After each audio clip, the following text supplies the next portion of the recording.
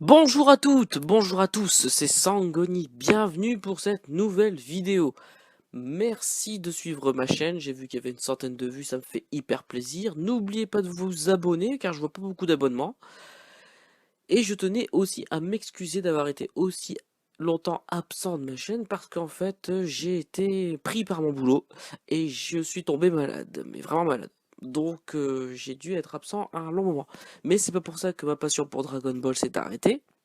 Et ce n'est pas non plus une raison pour arrêter ma chaîne YouTube. Donc je vais continuer.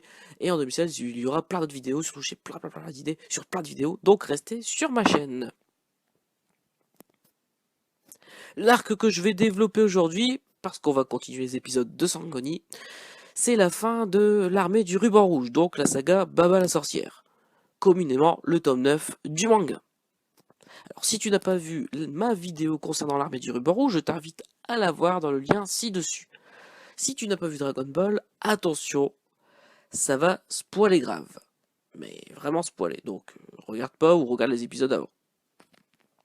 Cet arc est assez court à développer puisqu'il y a très peu d'épisodes, donc je vais aussi développer des références sur des épisodes dits filler. Ce sont des épisodes hors série, entre deux arcs généralement, et racontant des histoires inutiles et parallèles de nos héros. Donc je commence. Après avoir éliminé l'armée du ruban rouge, Goku retrouve ses amis pour chercher la dernière boule de cristal. Celle-ci est introuvable sur le radar, donc elle doit être bien quelque part. Pour la trouver, Tortue Géniale invite nos héros à avoir une diseuse de bonne aventure. Celle-ci est la sœur de Tortue Géniale, Baba la sorcière. Elle propose ses services contre 1 million de zéniths, qui est la monnaie universelle dans l'univers de Dragon Ball, ou des combats contre ses combattants pour se divertir. Sangoku et ses amis n'ayant pas les moyens de payer le million, évidemment, ils vont tenter la succession de combats. Dans ces combats, Krillin rentre d'entrée dans ce mini tournoi et perd contre Draculaman. Ce dernier perd par un stratagème anti-vampire que trouvent Plume et Upa. Oh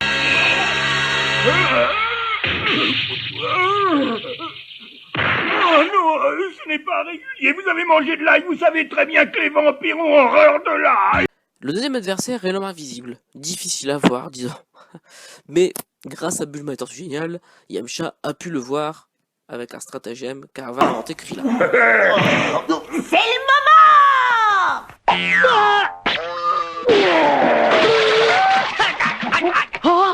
Le troisième adversaire est l'homme momie, qui défait Yamcha. L'homme momie se fait battre par un Sangoku au mieux de sa puissance. Le quatrième adversaire est Diableman, un personnage que j'adore perso. Il utilise ses pouvoirs pour éliminer ses adversaires en utilisant leurs vis cachées pour les faire exploser. Sangoku ayant le cœur pur, son attaque n'a aucun effet. Au terme d'un combat très rigolo et très intense, Sangoku utilise tout son pouvoir pour pouvoir le battre. Ben quoi? Je comprends rien, j'ai rien senti. Dernier adversaire, et pas des moindres, est un combattant qui utilise la technique de la tortue, celle de l'école de Tortue Géniale. On apprendra qu'il s'agit du grand-père de Sangoku, Sangohan. Sangohan est revenu sur Terre pour 24 heures, car c'est le pouvoir qu'a Baba la sorcière. Il était revenu pour voir l'avancée technique aux arts martiaux de son petit-fils Sangoku. Par la suite, l'abandon de Sangohan, qui au passage a coupé la queue à Sangoku, fait que Baba doit donner sa prédiction. La boule de cristal était en fait dans une boîte secrète, anti-détecteur, dans la possession du méchant Pilaf. Notre héros rejoint son vieil ennemi et ses acolytes. Malgré leur technologie avancée, Sangoku récupère la boule de cristal. Le dragon Shenron ressuscite en effet le père de Upa, et tout est bien qui finit bien. Nos héros se retrouvent dans 3 ans pour le 22e Tenkaichi Budokai. Yamcha et Krillin partent s'entraîner avec Tortue Géniale et Sangoku part faire le tour du monde. Sangoku part seul, car il n'a soi-disant plus rien à apprendre de Tortue Géniale et doit découvrir le monde pour s'entraîner de lui-même. Dans son périple, il rencontrera un bon nombre d'adversaires. Alors, en ce qui concerne, voilà, l'histoire, j'en ai fini, c'est la fin vraiment de la première partie de la série Dragon Ball. Et là, la série pourrait même se terminer, on porterait pas plainte, tout est bien qui finit bien. Évidemment, malgré un tome 9 assez court, il y a énormément de références. Je vais ici en parler. En termes de références, on change complètement de registre de ce qu'on a vu jusqu'à présent. On avait vu précédemment un affrontement idéologique d'une armée militaire face au monde entier, et là on passe directement à une armée de monstres d'Halloween. Ce tome 9 du manga n'est pas en manque de références, voulant changer la formule du manga, il a pris des personnages qui nous parlaient vraiment. On se le cache pas, Toriyama est un fan de films occidentaux, américains, mais aussi de vieux films, et c'est de ça qu'il s'est inspiré. Exemple, Dracula Man pour les vampires, avec leur point faible habituel, l'homme invisible, en référence au film qui existait en 1931, la momie, le monstre typique des films d'épouvante, et Diableman, qui lui fait penser au mec costumé de la salsa du démon. Évidemment, ce n'est pas la référence, mais ça en est bien le stéréotype.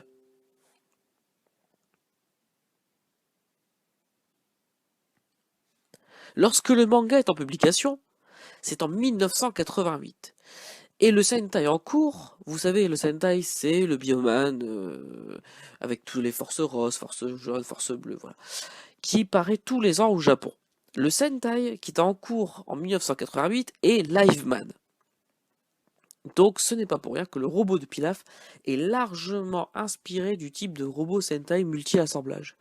Car c'était la première année, en 88, que les Sentai avaient des robots multi-assemblage qui se transformaient en Megazord. Dans les épisodes filler, ceux qui ne sont pas directement inspirés du manga, il y a des épisodes avec beaucoup de références. Celui avec Gold et Silver, notamment appelé Shingaku et Inkaku. C'est une légende qui existe vraiment, disant que si on ne répond pas présent à la présence de la gourde magique, on est aspiré à l'intérieur. Cette légende, c'est le Kyongkinju, est inspiré d'un objet du classique chinois, la pérégrination vers l'ouest. Encore cette œuvre, et oui. Dans cette histoire, il y a deux frères, rois de démons, connus au grand nom de Kinkaku et le roi Jinkaku.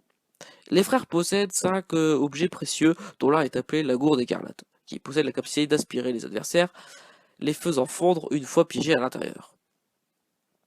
Cette inspiration a notamment marqué les esprits au Japon, car on le voit dans d'autres histoires, telles que Zyurenja, adapté en Power Rangers chez nous, et aussi dans le manga Naruto.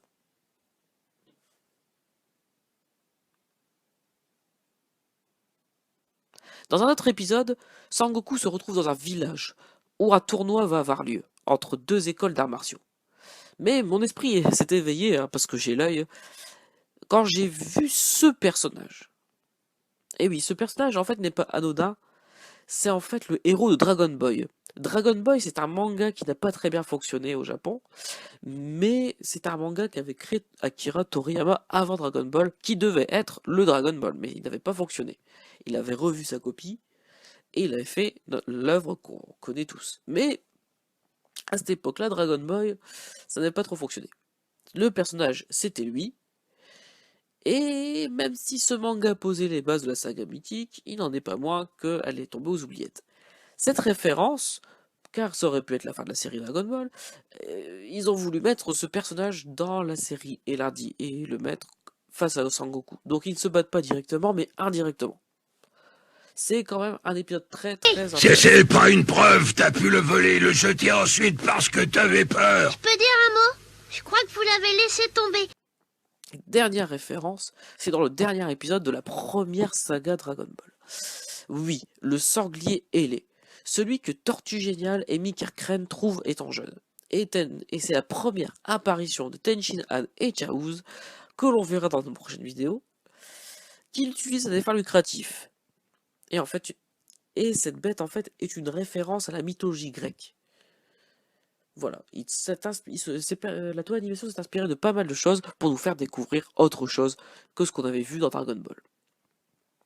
Ça allait annoncer une suite, ça a quand même annoncé la couleur de ce qui allait donner au prochain tournoi, Et les aventures ne font que commencer. Ce n'était que la prélude de gros combats qui allaient arriver. Voilà. J'espère que ma vidéo t'a plu.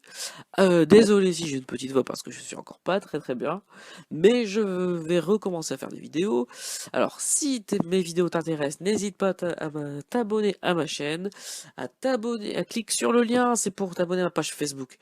Il y a plein de références sur tous les mangas et il y a des gifs vraiment sympas. Voilà. Merci pour tout. Kamehameha et au revoir. À la prochaine. C'est moi, Goni! Comment ça, Sangoku a fini ses aventures? Ce n'est que le début, la partie visible de l'iceberg. Il va y avoir encore beaucoup d'ennemis. La démocratie est en danger. Le roi démon Piccolo va se réveiller. Sangoku va-t-il réussir à le battre? Dans le prochain épisode, le coup d'état de Piccolo. Sangoku sauve la terre des démons.